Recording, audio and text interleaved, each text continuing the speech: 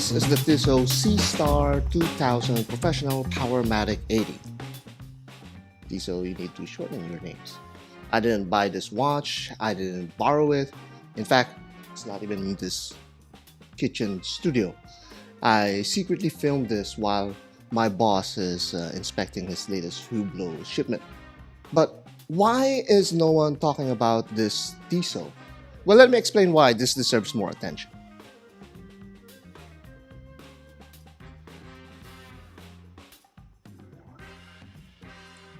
First, the specs are insane for the price. We're talking about 600 meters of water resistance. That's not just a number, that's your lungs will collapse even if you're Tom Cruise kind of depth. Add on an ISO 6425 diver certification, ceramic bezel, helium escape valve, and sapphire crystal, and you've got a spec sheet that reads like it's a bragging list. And it's all under $1,000. But you'd pay double just for the ceramic bezel on another Swiss watch. Here, it's a standard issue, like this thing expects to go deep sea welding on the weekends. Which it might, but you won't. Now look at the dial. It looks like it couldn't decide whether to have these vertical brush or wave engravings, so they just did both. Applied indexes that dance with the light like a watch twice its price? Absolutely. The dial is surprisingly reserved in person, even though in many of these shots, the engravings of the waves may look overpowering. But it easily blends in with the dial along with that brush finish. The indexes and the date frame are also very subtle, even though they are gold finished. Now, the finishing around this case is still very, very good. There's actually a lot of variations to it, like polished facets under a channel, brush finishing over that polished facet. There's a lot of interesting things to look at in this Tissot. The backside also gives you a peek of the Powermatic 80, and that is very proud to tell you about it. Tissot didn't have to do any of it, but they chose to, and still kept it under $1,000. Now let's be real, most watches under $1,000 are just fancy beaters, but this one is an exception. While some might be using aluminum bezels, basic movements, and stamped casebacks, this one is using a ceramic bezel, sapphire crystal, and of course that Powermatic 80 that's exclusive to Swatch Group, and ISO certification to go with it. With those specs alone, it's very clear that it's not trying to compete against Seikos and other microbrands. It's casually dunking over these watches that are casually 2 or 3 times its price.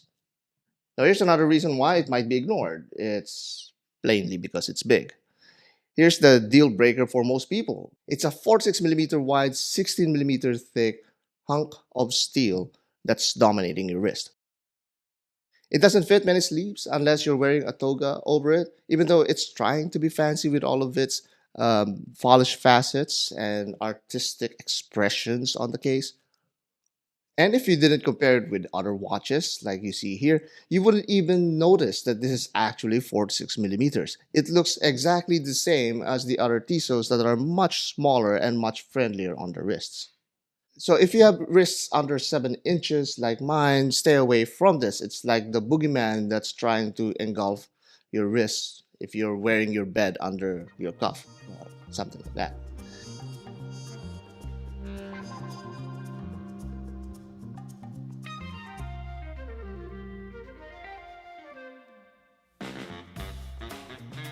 You could find a whole list of knots if you wanted to, but that may be what makes it exactly cool. You see, the real contradiction is this is an absurdly overbuilt Tissot. If you're talking about Tissot, you're talking about the Swiss darling of the people. The masses like Tissot. Their prices are much more accessible to people. And when you see something that's over $1,000 that is a Tissot, it's not really that much of a big deal anymore. Many PRXs are even $1,000 because, well, they're PRXs. But here, you have an overbuilt dive watch that could withstand many pressures than your manager on a weekend. But because it's a Tissot, many people shrug it off. Tissot simply means entry-level Swiss, something that you buy before you go and buy something more expensive or quote-unquote better. And now, one more thing that most people are trying to warm up to is the fact that this is also a gilt watch. It means that it has some gold tones and colors to it while not trying to audition for an Austin Powers movie. It also comes with a rubber strap that many people might think twice about.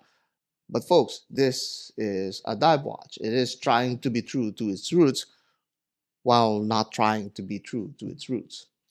Yes, it may come off as something that is not decisive of what it's trying to do. And designers, this is something that could be a lesson to all of you that you want to understand the true nature of your product first before adding all of the fancy little facets and brush finishings on the case.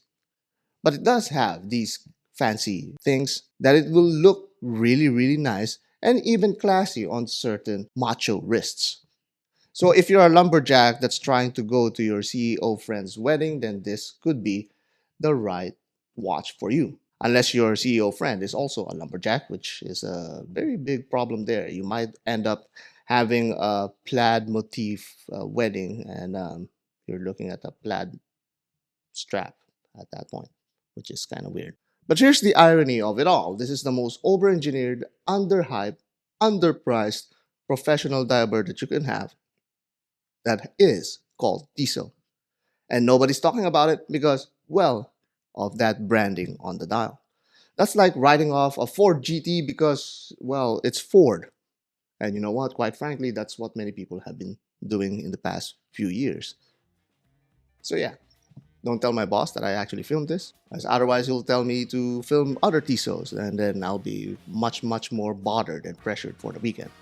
Because this watch deserves more attention than it's getting, and probably you won't be wearing it any other way. The Tissot Seastar 2000 Powermatic 80, not trendy, not mainstream, but if you want a $1,000 Swiss dive watch that could survive literally anything, well, you just found it.